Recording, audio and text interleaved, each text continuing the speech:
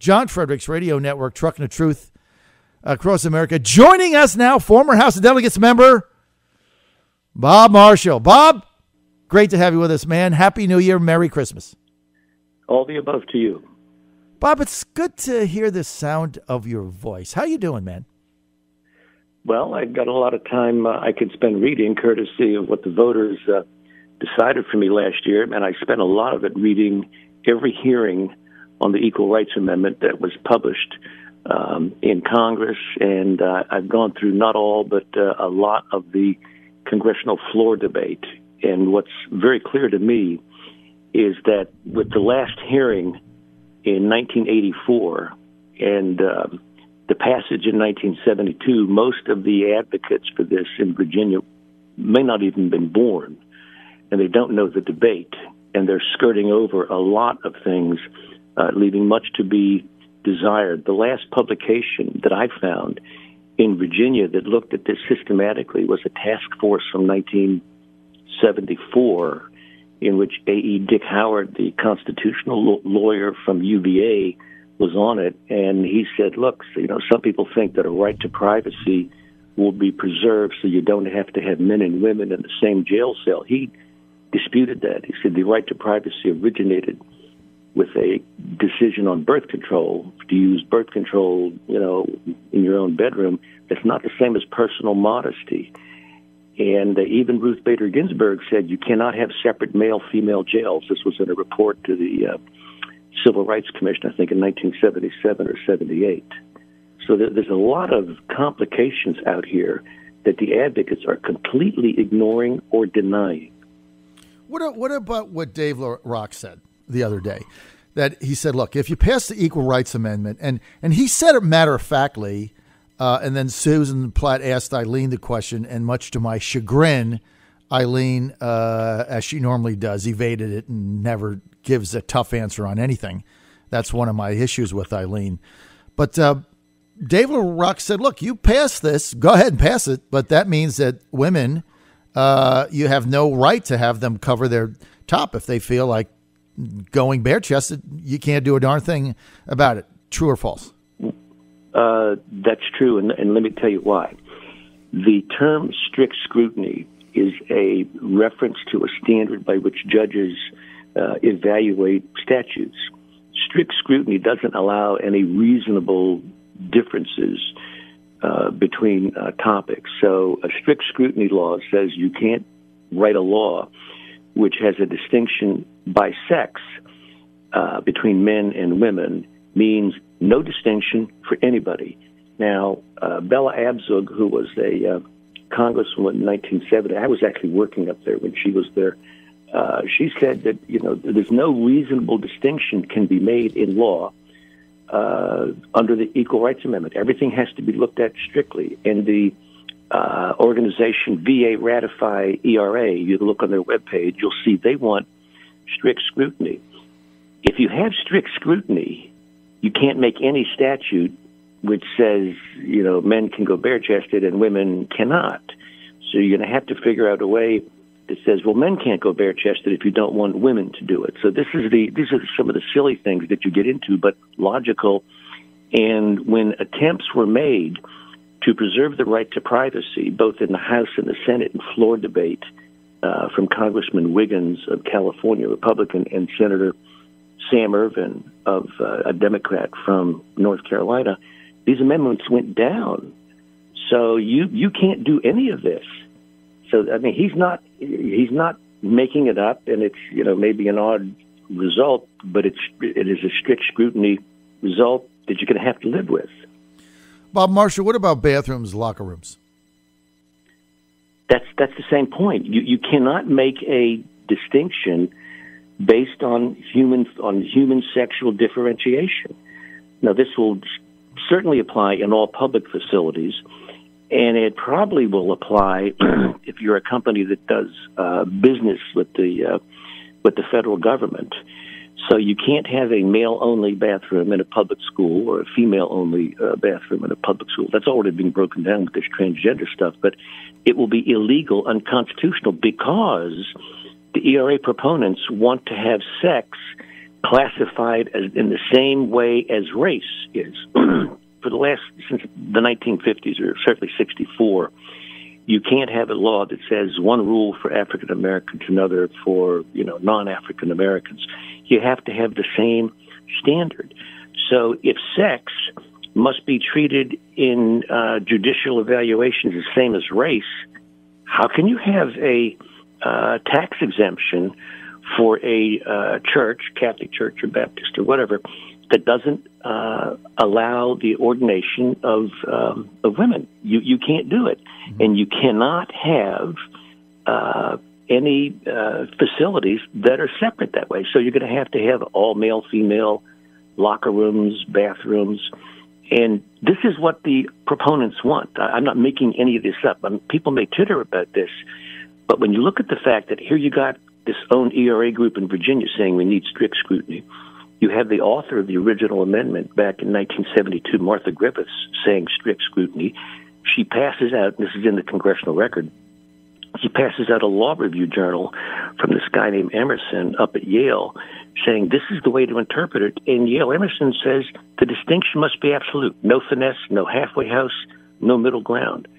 So this is a problem that the other side hasn't even recognized yet. And what is even more astounding is a lot of these advocates seem completely unaware of it, or if they know it, they're not telling the public, which is even worse. So if they're going to have this in Virginia, they need to do a serious study of it rather than come up and try to make gotcha points against people out here, because it is completely unfair. What is their motivation here, really, Bob Marshall? The lady who was the chairperson of the Arlington County Democrats said, look, this may not pass in the long run. I mean, it may get so-called ratified by the Virginia Assembly, but it's good politics for them. They want to come out and say, these nasty Republicans are against equal rights for women. There was a poll that says 81%, it was Christopher Newport, of Virginians are for the Equal Rights Amendment. That is a gross misrepresentation. The poll should have said 81% of Virginians are for a slogan purporting to grant equality, because if you have this, you're going to have women in combat, frontline combat. Now, what are the stats on that?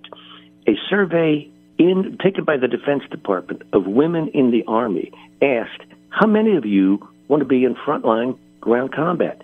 92.5% said we don't want it.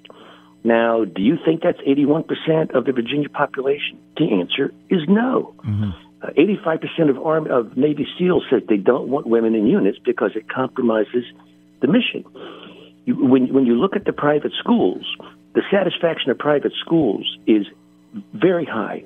71% of independents think private schools are getting an A or B grade. Independent private schools, if you've got a religious private school, it's 63%. Only 20% in surveys, this was 2014 Education Next survey, are satisfied that the public schools of the United States get an A or B grade. But you're going to shut these private schools because they cannot comply with the onerous burdens that are going to be put on them. Mm-hmm.